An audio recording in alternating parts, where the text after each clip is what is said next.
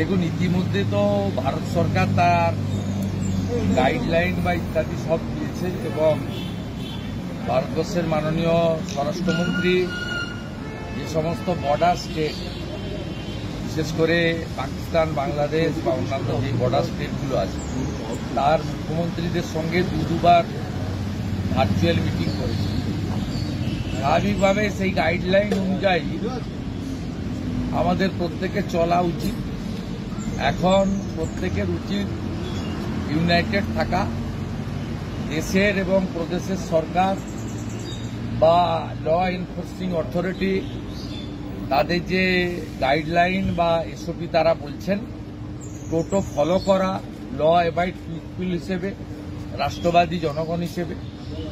এবং আমরা সবাই ভারতীয় সেনাবাহিনী, প্যারামিলিটারি ফোর্সেসের জন্য বা অন্য যারা বর্ডারে এই আপৎকালীন অবস্থাতে কাজ করছেন, সকলের জন্য ভারতীয় সংস্কৃতি বা সনাতন সংস্কৃতি মেনে মঙ্গল কামনা, প্রেয়ার ইত্যাদি আমাদের দিক থেকে করা উচিত।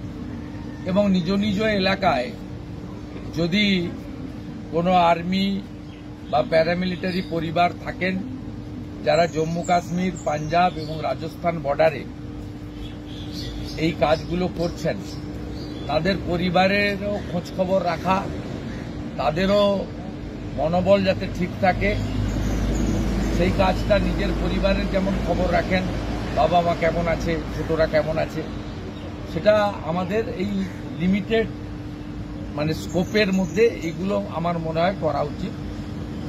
আর সর্বত্র আমাদের যে সিঁদুর নাম দিয়ে যে অপারেশন হয়েছে, ভারতবর্ষের আর্মির অপারেশন, এতে জাতীয়তাবাদ, দেশপ্রেম তাকে আরও জাগ্রত করার জন্য সর্বত্র সাধারণ জনগণ বা পরিবহনকে ডিস্টার্ব না করে বেরঙ্গা যাত্রাও করা উচিত বলে আমার মনে হয়েছে।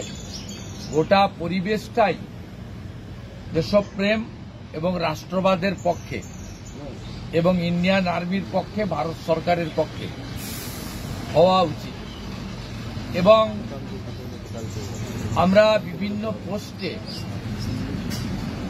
দেশের বাইরে থেকে যাদের রিক্সাই সম্বল, ওই বাংলাদেশের কতগুলো আছে উচ্ছৃঙ্খল, যাদের রিক্সাই সম্বল, তাদের কথা আমি বলছি না।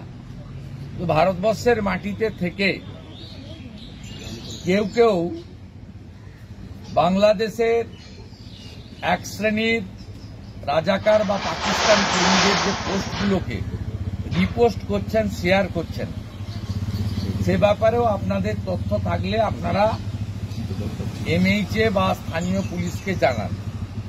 আমি এইটুকু বলতে পারি, গত 24 ঘন্টায় পশ্চিমবঙ্গে আইন শৃঙ্খলা রক্ষাকারী বাহিনী যেখানে যেখানে অভিযোগ হয়েছে, বা অভিযোগ করলেই তো হয় না, প্রমাণিত অভিযোগ হয়েছে, সেখানে কিন্তু আমি 3-4টে কেস জানি, পুলিশ তাদেরকে অ্যারেস্ট